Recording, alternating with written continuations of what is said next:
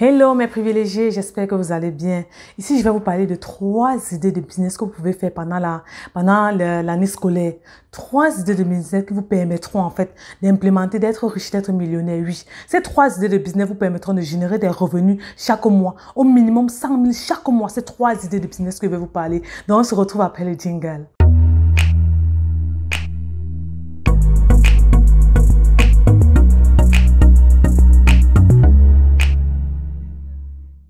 Bonjour à tous, je suis Audrey Lincam, entrepreneur e-commerce.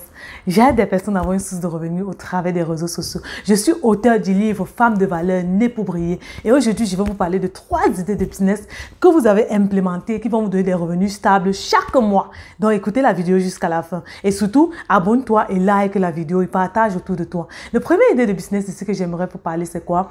C'est la vente des collations, la vente des fringales. Vous savez, beaucoup les enfants aiment grignoter. Les enfants aiment toujours des petites choses qu'ils vont mettre dans leur bûche, des bonbons, des biscuits, des caramels, des croquettes, des plantains, tout ça. Ici, je vais me concentrer sur ce que vous pouvez faire à la maison, qui est quoi? Les caramels, les croquettes, les plantains, les plantains faits frits, les petits croquettes, des petits biscuits que vous pouvez faire de la maison. Ici, je veux que vous voyez à grande échelle. Ça va se passer comment? Je vais vous expliquer. La première des choses, vous savez que vous pouvez faire cela, vous pouvez faire des frites. Quand vous faites des frites à la maison, les gens mangent les fruits secs là, qui soient un peu croquants là, croustillants là. Quand les gens mangent ça, ils aiment manger ça. Vous connaissez la méthode pour bien faire ces chips là. Donc ici, je vais vous parler à grande échelle. Vous ne devez pas vous concentrer sur un point de vente, mais vous devez vous concentrer sur plusieurs points de vente. Ça, dans un quartier, que ce soit ici au Canada, que ce soit en Afrique, dans un quartier, il y a souvent 2, 3 écoles. Donc, concentrez-vous sur ces 3 écoles. Je vais prendre l'exemple de 3 écoles. Concentrez-vous sur ces 3 écoles qu'il y a dans votre quartier. Vous décidez d'aller voir ces femmes peut-être qui vendent déjà des choses qui vendent déjà peut-être des pains chargés, qui vendent déjà quelque chose dans le lycée. Ou bien vous partez directement voir les dirigeants des lycées, ceux qui s'occupent de commercial, des gens qui sont autour de leur lycée, qui vendent des choses. Vous partez demander combien coûte la place là-bas. Quand vous sachez le nom, comme vous connaissez la place, combien coûte la place, ou bien vous partez voir une femme qui vend déjà autre chose que ce que vous voulez vendre. Vous vous associez avec cette femme-là, vous venez déposer vos chips là, vous venez déposer vos croquettes là. Ici, c'est à l'échelle, c'est à grande échelle, ce n'est pas une seule place. C'est pour ça que je ne veux pas que vous preniez un emplacement dans un lycée. Il suffit de donner dans tous ces lycées-là. Donc, quand vous avez déjà trouvé la façon de collaborer avec une vendeuse déjà dans ce lycée pour qu'elle ait sa part de bénéfice, donc si peut-être les caramels c'est un sachet à 100 francs, vous lui dites que si elle vend, vous recevez 90 francs et elle a 10 francs de là. Ça fait comme ça fait son avantage parce que vous devez donner une contrepartie à cette personne qui va vous aider à vendre ces types-là. Et je vous dis, si vous placez cela dans 3 points de vente et vous-même vous êtes devant votre maison, vous vendez, ça va vous faire 4 points de vente que vous allez faire seulement pour ces fringales, seulement pour ces collations-là. Je vous dis, vous allez faire des revenus chaque semaine. Je dis chaque semaine, sachant que les enfants se grignotent beaucoup, sachant que les enfants aiment les croquettes, les biscuits, les caramels. Concentrez-vous sur ces points de vente à grande échelle. Vous pouvez aller dans d'autres quartiers pour exposer aussi. Vous entrez en contact avec ces femmes-là qui ne vendent pas nécessairement ce que vous voulez vendre. Et vous faites un partenariat avec elle. Elle a ses bénéfices en vendant vos produits. Et chaque fin de jour, vous venez récupérer ce qu'elle a vendu. Ou bien chaque semaine, vous venez prendre ce qu'elle a vendu. Ici, vous devez être très stratégique parce que vous devez collaborer avec des personnes qui sont déjà sur le terrain, donc qui sont là-bas depuis des mois, depuis des années. Vous savez qu'il y a souvent des femmes là qui sont implémentées dans les lycées. Elles vendent depuis des années là-dedans et elles ne vendent pas nécessairement ce que vous êtes en train de vendre. Vous vous rapprochez d'eux. Vous décidez de faire un partenariat avec eux. Un partenariat honnête, un partenariat gagnant-gagnant. Vous allez voir que d'ici quelques mois, vous allez implémenter ça dans tous les lycées. Ça va faire votre réseau. Vous devez voir ça à l'échelle mondiale. Ici encore, je vais vous apprendre une chose, c'est que vous ne regardez pas seulement dans les écoles, mais regardez aussi les réseaux sociaux, oui. Vous pouvez faire de chez vous, donner dans des écoles autour de vous, dans les points de vente autour de vous, donner dans les cyber, donner dans des boutiques. Regardez à à grande échelle, pas à petite échelle. Produisez en grande quantité parce que vous devez savoir que vous allez vendre à grande quantité, à grande masse. Vous allez toucher tout le monde. Maintenant, quand vous allez faire ça, vous savez qu'il y a ça peut-être dans votre boutique du quartier. Il y a peut-être 2 points dans la boutique du quartier. Il y a 2 points dans vos lycées, dans les différents lycées ou bien écoles qui sont autour de votre maison. Vous regardez maintenant les réseaux sociaux. Vous savez que les réseaux sociaux sont très puissants. Et vous avez beaucoup de groupes de vente en Afrique qui existent. Et là où beaucoup de personnes viennent pour acheter leurs produits. Concentrez-vous aussi là-bas. Pendant que vous donnez dans ces points de vente-là, autour dans vos quartiers, concentrez-vous aussi dans les points de vente sur les réseaux sociaux. Entrez dans les différents groupes, vous proposez avec de belles photos, avec des prix de combo, avec des prix de pack, des packs. Vous dites peut-être 10 pour 9. Si le paquet de chips, prends juste un exemple, si le paquet de chips coûte 100 francs et vous voulez vendre, vous vendez 10, vous dites peut-être 10 à 900. Ce qui fait qu'elle bénéficie de un gratuitement. Quand vous allez faire des packs comme ça, que vous allez vendre à des mamans, vous allez vendre à des personnes, ils vont venir prendre vos packs parce qu'elles bénéficient d'un paquet gratuitement. Et vous allez savoir comment vous allez mettre les portions des chips dans chaque paquet. Seulement ce business vous génère des revenus chaque semaine, chaque mois, oui. Faites un peu le calcul. Vous savez que dans chaque coin de... Peut-être vous avez pris 3 écoles peut-être. Vous avez pris peut-être 2 boutiques au quartier. Ça fait 5 points de vente. Plus chez vous, ça fait 6 points de vente. Vous calculez qu'au minimum, vous pouvez vendre 2000 par point. Au minimum par point, vous pouvez vendre 2000. Donc, vous faites 2000 fois 6 par journée. Ça vous fait combien? Je vous laisse faire le calcul. Le deuxième business, c'est ce que je vais vous parler, que vous pouvez implémenter pendant la rentrée, pendant l'année scolaire en fait, parce que c'est sur toute l'année scolaire. Le deuxième business ici est de créer une agence de transport. Une agence de transport pour qui? Une agence de transport pour les enfants. Ouais. Il existe des agences de transport, des agences pour les nounous, il existe des agences pour les placements pour le travail. S'il y a les agences de placement de travail, pour ceux qui veulent aller travailler dans des entreprises et nécessairement ne sont pas en contact direct avec ces entreprises, il y a des agents de placement ici là qui vous permettent d'aller travailler pour ces entreprises là et l'argent est reversé plutôt à les agences de placement. Donc ce qui fait qu'ils prennent une partie de ça. Je vais vous expliquer un peu comment ça marche ici. Quand je suis arrivée ici au Canada, c'est ce que j'ai fait. Je suis allée dans une agence de placement où j'ai demandé l'emploi. Eux, ils font comment? Ils proposent nos services, ils proposent des personnes à tout faire. Ça dépend du domaine dans lequel vous êtes. Ils proposent ces personnes-là. Ces agents proposent ces personnes. Ils disent que, OK, on a une personne disponible qui est peut-être apte dans la comptabilité. On a une personne disponible. Ils font des partenariats avec les entreprises. De telle façon que, je prends un exemple banal. Si une entreprise vous paye 17 $ peut-être pour un service, donc pour chaque heure ici au Canada, chaque heure de travail dans leur entrepôt, bien dans leur entreprise, eux, on reverse tout cet argent chaque semaine à l'employeur. Donc, à l'employeur, votre employeur, normalement, c'est l'agent de placement. Et l'agent de placement vous verse une partie et prend une partie. C'est comme ça que ça marche. Donc, sur les 17 $, il retire 5 $ qui est pour eux et 13 $ qui est pour vous. Ça fait que vous avez et 12 $ qui est pour vous. Ça fait que vous avez... Vous travaillez pour 17 $ normalement, mais l'agence de placement prend une partie et vous reverse une autre partie. Ça fait qu'ils ont leur gain dans chaque heure que vous travaillez. Donc, chaque heure que vous travaillez, ils ont 5 $. Depuis chaque heure que vous travaillez, ils ont 5 $. Et par semaine, ça fait un total de 40 heures. Donc, 40 $ fois 5, ça donne combien? C'est comme ça qu'ils ont plusieurs employés qui refont dans des entreprises. C'est comme ça qu'ils se font de l'argent. Et ici, je veux que vous pensez plutôt au transport des enfants. Ça, c'est un business que j'ai... les agents de placement, c'est quelque chose que j'ai fait quand je suis arrivée ici au Canada, comme je vous le disais. Et on me payait au SMIC. Oui, on me payait au SMIC. Normalement, on me payait 18 $, mais eux, ils me reversaient 13 $ par heure. C'est comme ça. Donc, vous travaillez pour 2 personnes à la fois. Et ça fait que votre argent est réduit.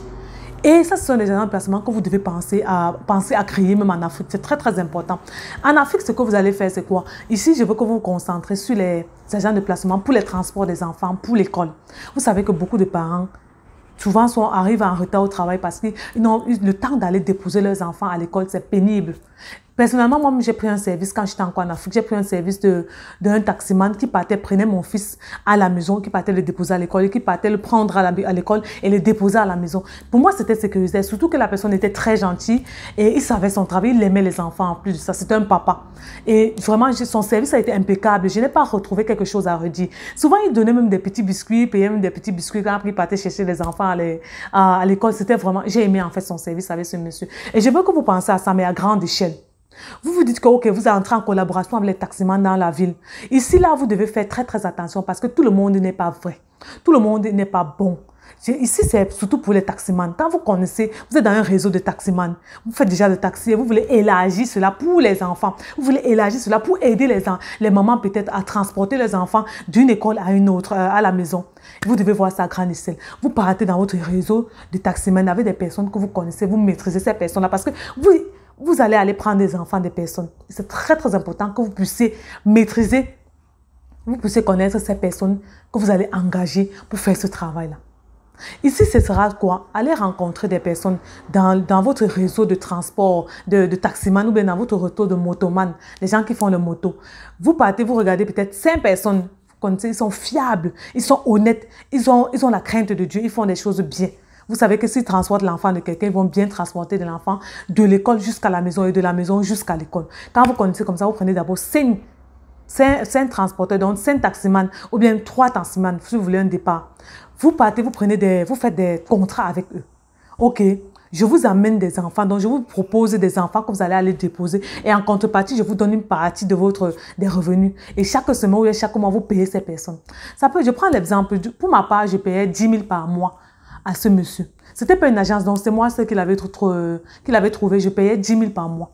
Mais maintenant, ce que vous devez faire, c'est quoi? Puisque vous êtes une agence, vous devez encore élever le niveau et surtout que si vos services vraiment sont reconnus, si vos services vraiment, vous mettez en place un bon service à la clientèle et vous savez comment aller chercher ces mamans et ces personnes-là dans le quartier que vous allez cibler. Parce que c'est aussi un problème là.